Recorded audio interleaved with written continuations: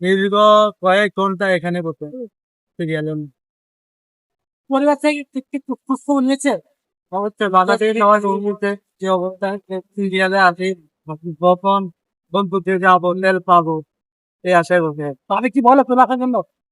হ্যাঁ, এখন আসে তো তাকে তো বলে আসছে, ঠিক আছে, ওই হিসাবে আসলে বাধা থেকে চাপ হচ্ছে একটা জায়গা।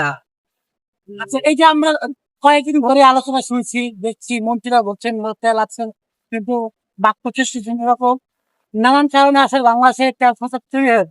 আপনি কি মনে করেন? আমি মনে করি সরকার কিছুদিন আগে বলছে আমরা তেলের দাম বাড়াইনি, এটা সরকারের সফলতা, ঠিক আছে, কিন্তু এই যে ক্রাইসিস আজকে তেল দাম বাড়ানো হয়েছে, ক্রাইসিস যারা সিন্ডিকেট করছে তাদের সফলতা। নিঃসন্দেহে এখানে সরকারের জনগণের কিছু নেই, যারা এই তেল মজুত করছে তাদের সফলতা।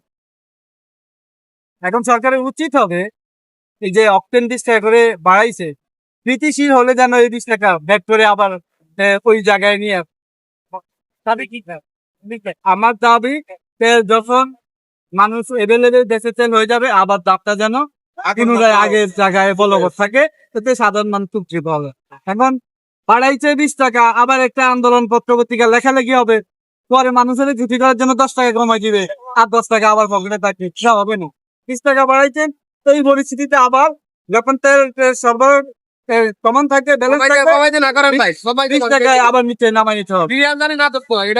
ভাই আমাদের কাছে বাংলাদেশে যখন পণ্যের দাম বাড়ে, পণ্যের দাম কমার ক্ষেত্রে আসলে কমাচ্ছে, আপনি কি মনে হয় সরকার তার ইচ্ছা শক্তি সবচাইতে বড় ইচ্ছা হলো সরকারের ইচ্ছা শক্তি থাকতে হবে। ইচ্ছা শক্তি থাকলে সবকিছু সম্ভব। বাইক খেলে সবচেয়ে দাম বেড়ে পুরো বাংলার মানুষ প্রতিবাদ প্রথম দিক থেকে দাম বাড়লো, দেখবেন প্রতিবাদটা আসলে প্রতিবাদ করতে করতে মানুষ হয়রান হয়ে যায়। আমাদের বাসায় আমরা বলি বিরক্ত হয়ে যায়, ঠিক আছে, বিরক্ত হয়ে যায়, ক্লান্ত হয়ে যায়। মানুষ সবসময় বিপ্লব করে না, সবসময় গণ অভ্যুত্থান হয় না, বছরকে বছর পার হয়। এখন অতিষ্ঠ হতে হতে আবার এক সময় দেখবেন বিপ্লব হবে। মাত্র 2 বছর আগে বিপ্লব হয়েছে, এখন আবার বিপ্লব হবে, এটা হবে না। মানুষ সহ্য করে যাবে, সহ্য করতে করতে আরেক সময় দেখবেন বিপ্লব হয়ে যাবে। এটা তো অক্টেনের কথা, সামনে বাড়ছে সবেন চালাতা, সবকিছু মিলে কি বলবো, কি চাপে আছে যে একটা মহামারী সংকটের মধ্যে আমাদের জাতি সামনে যাচ্ছে,